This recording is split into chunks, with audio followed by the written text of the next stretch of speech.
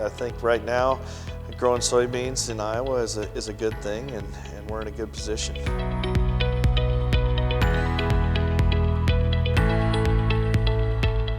Hello and welcome to this edition of the State of Soy. I'm Aaron Putsey and we're here near Davenport. I'm visiting with Iowa Soybean Association President Robb Ewoldt. Robb, congratulations on serving in your role as president of the Iowa Soybean Association. You're a little bit about halfway mark, a little past the halfway mark. How's your role as president treating you? Well, it's been an exciting time. How can it not be a great time when we see bean prices at $14, $15, $16, $17 beans? So I think right now, growing soybeans in Iowa is a good thing, and we're in a good position. So we get this question a lot. Yeah, there's good prices. Prices are strong, demand is there, a lot of optimism. What's an issue, Robb, that maybe gives you some pause as you think about the industry, maybe looking anywhere from 1 to 2 years out? Well, the one thing that is giving me pause of late is the war and how that war is going to affect worldwide agriculture.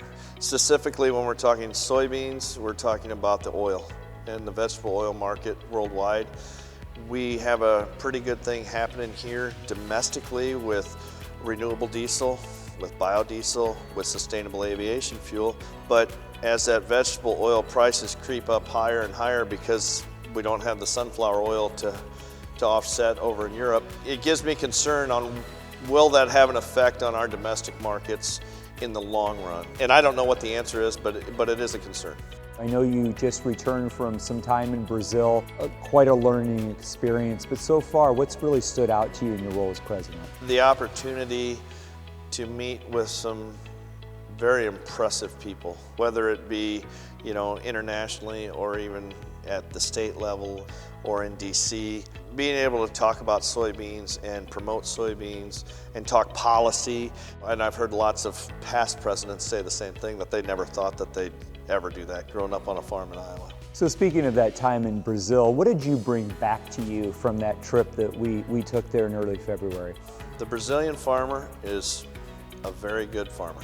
I was impressed with all the technology they have, how far they are on conservation efforts, the things that we have been told over the years as far as what they're doing to the rainforest. I did not see that.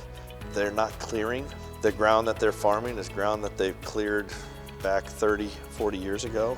Their no-tilling practices, and like I said, they're very good operators. But the one thing that we need to look out for in Iowa is that they do have pasture land that they are converting into cropland because they figured out how to put cattle in feedlots.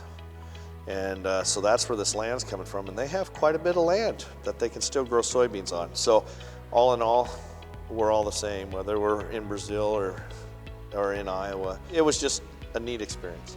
So I asked you a challenge or an issue that's top of mind. What is the issue that gives you the most reason for optimism as you look to the future of soy? If the war does not affect it, the sustainable aviation and the renewable diesel. That could be our next market if China decides that they don't need to buy beans from us anymore. I think we can use it domestically. I think it's a great opportunity for the livestock producers in Iowa and in the United States. As we do more processing here domestically, we will have more protein for the animals, for animal feed. And if we can use that oil up, and if that oil will carry the value of that soybean, it's a great answer for where we move our production. Well, Robb, thank you for your time here. Thanks for welcoming us to your farm here by Davenport. And again, Robb, as he's getting ready to move into the second half of his term as president of the Iowa Soybean Association, reporting for the Iowa Soybean Association in this edition of the State of Soy, I'm Aaron Putsey.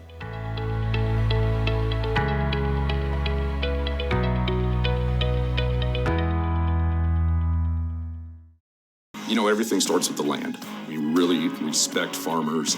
There's nothing that we cannot help a client with. The brokerage, the management, the appraisal, and the investment are four pillars that really go so well together. We work with a lot of really great people working incredibly hard to provide for their families, their community, and the country.